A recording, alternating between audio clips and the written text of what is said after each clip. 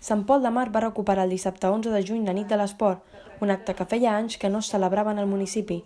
La nit es va centrar en seguir la tradició de la festa donant-li un caire diferent, i era el de donar reconeixement tant a col·lectius com a esportistes individuals pel seu esforç en mantenir l'esperit de l'esport.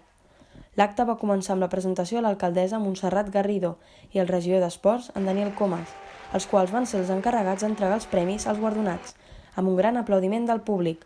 En Daniel Comas també va fer una valoració de la recuperació d'aquest acte.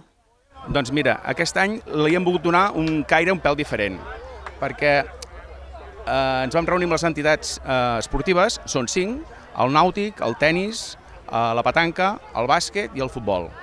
I vam decidir que calia una nit de l'esport interessant i maca.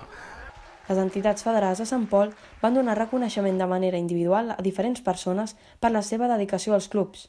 Aquestes organitzacions van ser l'Atlètic Club de Sant Pol, el Club de Tenis, el Club de la Petanca, el Club de Bàsquet 07 i el Club Nàutic.